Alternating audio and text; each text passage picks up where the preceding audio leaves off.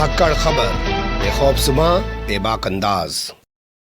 धाकड़ खबर के news room से मैं आपके साथ हूं अकरम रईस खान। क्या ये महज संयोग है या वाकई में कोई प्रयोग है कि रविवार को कानपुर में रैली के अंदर खड़े होकर असदुद्दीन ओवैसी कहते हैं कि ईडी और सीबीआई का जो टारगेट होता है, जो निशाना उनके जरिए बनाया जाता है, वो सिर्फ मुसलमानों को बनाया जाता है। उनके लिए ही ये एजेंसियां काम करती हैं और उनके खिलाफ ही इन एजेंसियों से काम करवाया जाता है। और महज 24 घंटों के भीतर ईडी छापेमारी शुरू कर देती है और बहुत सारी प्रॉपर्टीज को कुर्क कर देती है, बहुत सारे बैंक अकाउंट को सीज कर देती है, और वो भी अतीक अहमद और उनकी पत्नी के। तो इसी से सवाल पैदा हो जाता है कि भैया क्या ये संयोग है या वाकई में कोई प्रयोग है। संयोग है तो कैसा कैसा संयोग है, और प्रयोग है तो कैसे कैसे प्रयोग है। यही तमाम चीजें आपके सामने रखने की कोशिश करूंगा, लेकिन सबसे पहले आपको जान लेना चाहिए कि कानपुर की रैली में असदुद्दीन ओवैसी ने आखिर कहा क्या था।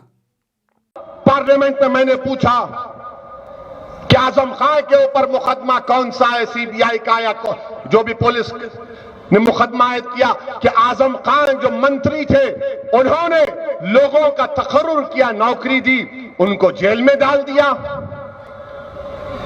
तो क्या अखिलेश यादव खामोश बैठे थे 5 साल, कुछ नहीं किया? एक मिनिस्टर है आजम खान थे, लोगों को नौकरी दी, उसके ऊपर केस बुक हो गया। तो क्या अखिलेश यादव कुछ नहीं किए? इतना बड़ा बड़ा रोड बनाए, हर काम बोलते मैंने किया। तो फिर आजम ने क्या किया था?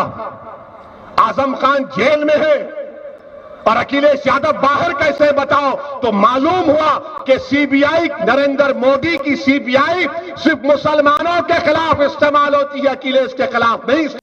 सुन लिया आपने असदुद्दीन ओवैसी को। उन्होंने कहा कि ईडी और सीबीआई का इस्तेमाल मुसलमानों के खिलाफ किया जाता है। इसके लेकर उन्होंने एक एग्जांपल देने की भी कोशिश की कि देखो आजम खान को जेल में डाल रखा है, ईडी भी जांच कर रही है, सीबीआई भी जांच कर रही है, लेकिन उसी सरकार के मुखिया यानी कि मुख्यमंत्री अखिलेश यादव आज भी खुले घूम रहे हैं, उनके खिलाफ कोई जांच नहीं की जा रही है। जबकि आजम खान तो उस कैबिनेट के एक छोटे से मंत्री हुए भाई, मुख्यमंत्री तो उसी कैबिनेट का मुखिया है, उसके खिलाफ क्यों नहीं की जा रही है? तो ये उन्होंने कहा था। और इस खबर के 24 घंटे भी नहीं गुजरे कि इलाहाबाद के अंदर, प्रयागराज के अंदर कुछ ऐसा हुआ जिससे सवाल पैदा हो गया संयोग और प्रयोग का। पर मुझे लगता है संयोग और प्रयोग पे आपको जाना चाहिए और कुछ जानकारियां हैं वो भी आपको ले लेनी चाहिए। देखिए, अभी तक भारत के अंदर ईडी के डायरेक्टर का जो कार्यकाल होता था वो 2 साल का होता था, सीबीआई के डायरेक्टर का जो कार्यकाल होता था वो 2 साल का होता था। लेकिन अब मोदी सरकार एक नया कानून ले आई है जिसको पार्लियामेंट से पास करा लिया गया है। उस कानून के मुताबिक 3 साल का एक्सटेंशन दिया जा सकेगा डायरेक्टर को। मान लीजिए कि मैं डायरेक्टर बना दिया गया सीबीआई का, तो मुझे सरकार कह रही है कि अच्छा भाई तुझे 1 साल का एक्सटेंशन और दे देंगे, यानी कि दे दिया, 3 साल हो गए, 3 साल खत्म होने जा रहे। फिर सरकार ने कहा कोई बात नहीं, टेंशन मत ले, 1 साल का एक्सटेंशन और दे देंगे, 4 साल का हो गया। इसी तरीके से चौथा साल खत्म होने जा रहा है तो सरकार कह रही है कि कोई बात नहीं, तू ही बना रहेगा, 1 साल का एक्सटेंशन और दे रहे हैं। यानी लगातार 3 साल तक 3 बार सरकार एक्सटेंशन दे सकती है। ये कानून बना दिया गया है। इसी पर बोलते हुए असदुद्दीन ओवैसी ने कहा कि ये असल में जो है ईडी और सीबीआई का इस्तेमाल करवाना है मुसलमानों के खिलाफ, या वो कर रही हैं, तो इसलिए उनको ये एक्सटेंशन दिया जा रहा है। और उसके बाद जो खबर सामने आई वो अब मैं आपके सामने रख रहा हूं, अखबारों में आज छपी हुई, यानी कि एनफोर्समेंट डायरेक्टरेट की टीम ने जो है प्रयागराज के अंदर कई जगह पर छापेमारी की हैं। अतीक अहमद और उनकी पत्नी शाइस्ता परवीन से जुड़ी हुई 8.14 करोड़ की जो प्रॉपर्टी है उसको कुर्क कर दिया है।